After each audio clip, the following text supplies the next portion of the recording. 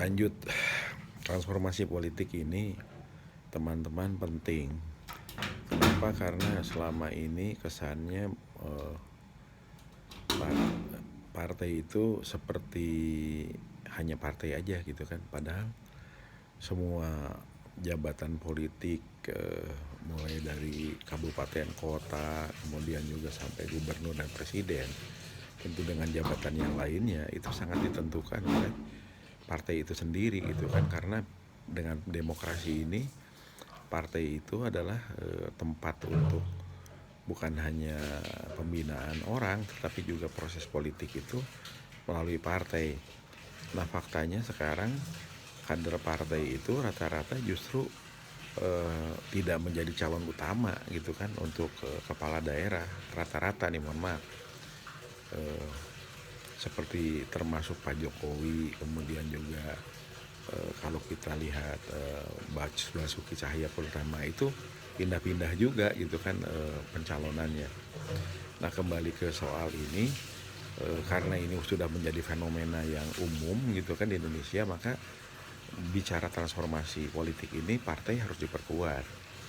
Dan diperkuat ini artinya kader. Nah, partai kader itu kalau kita lihat sekarang semoga menonjol gitu kan, karena belum kelihatan. Walaupun sekarang lebih adem, orang lebih tidak banyak nyebrang lah kelihatannya di 2019 kemarin gitu kan.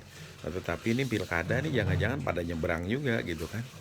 Dan itu masih biasa. Tapi yang ingin disampaikan, partai ini menjadi kunci utama untuk proses demokrasi ini. Itu yang pertama. Kemudian yang kedua, saya ulang lagi kejadian Harun Masiku itu, di mana partai politik terpaksa bermain dengan KPU hanya untuk proses pergantian karena ada calonnya yang terpilih di legislatif meninggal gitu kan.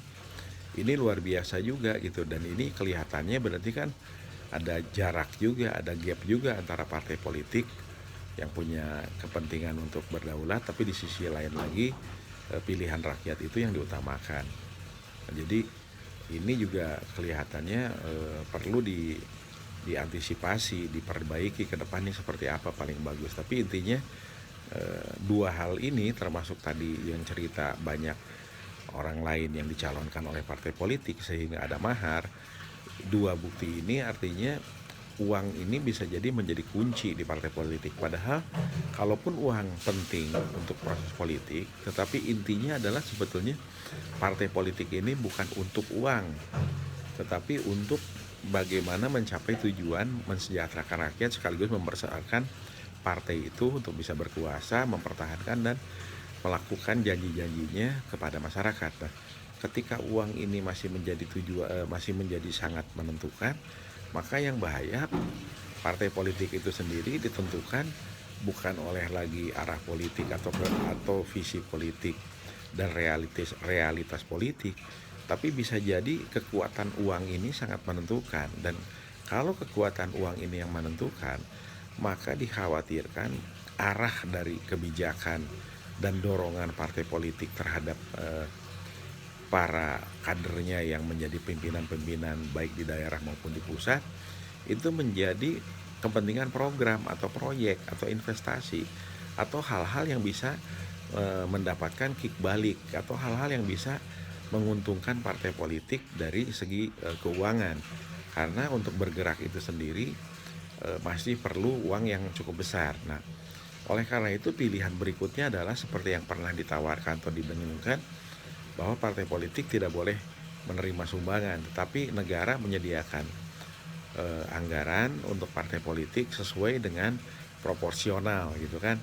Nah, ini aja juga adalah pilihan. Tapi kembali lagi sebetulnya, kalaupun rakyat mau nyumbang, kalau itu kecil-kecilan dan itu nyumbangnya dalam arti partisipatif, itu sebetulnya bagus dan luar biasa juga gitu kan, dimana partai politik itu sebetulnya punya arah. Nah, yang kuat dan itu betul-betul didukung oleh masyarakat. Nah, ini menjadi kunci kemudian adalah ketika kita melihat sekarang misalnya gitu kan, partai politik ini justru tidak menjadi